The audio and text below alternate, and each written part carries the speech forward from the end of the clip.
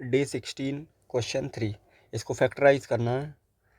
Factorise में आप याद रखना स्प्लिटिंग द मिडिल टर्म भी कर सकते हो, मतलब स्प्लिटिंग द मिडिल टर्म भी आएगी।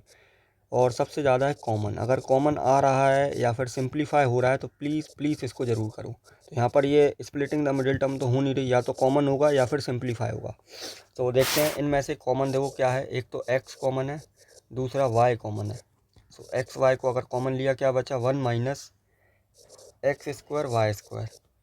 अब हम इसमें क्या कर सकते हैं, इसको मैं लिख सकता हूँ 1 माइनस एक्स वाई का स्क्वायर होल स्क्वायर। इसको 1 को लिख सकता हूँ 1 स्क्वायर। इस प्रॉपर्टी को देख के आपको यहाँ पर समझ आना चाहिए a square minus b square लग रही है, that is a plus b multiply a minus b. X y 1 plus x y 1 minus x y. I hope आपको समझ आया होगा। क्वेश्चन पार्ट 2 की तरफ चलते हैं। पार्ट 2 में अभी देखिए आप, यहाँ पर x कॉमन आ गया, यहाँ से y कॉमन आ गया, क्या बचा है 1 minus x cube y cube. बड़े ध्यान से देखना, इस 1 को लिख सकता हूँ 1 का क्यूब, इसको लिख सकता हूँ एक्स वाई का क्यूब।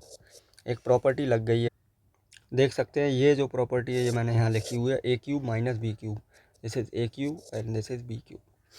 सो पहला होता है a minus b and then bracket open a square that is 1 का square plus a into b 1 into x y that is x y plus b square is what x y का square that is x square और y square.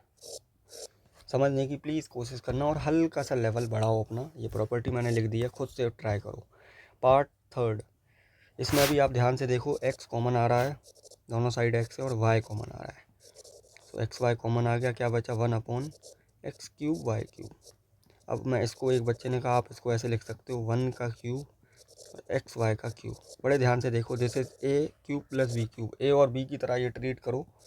तो ये वाली property लगने वाली है,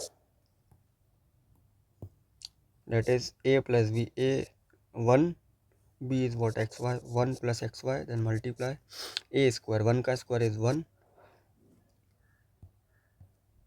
minus ab, a is what 1 और b is what x y, so x y plus b square, x y का square, that is x square y square।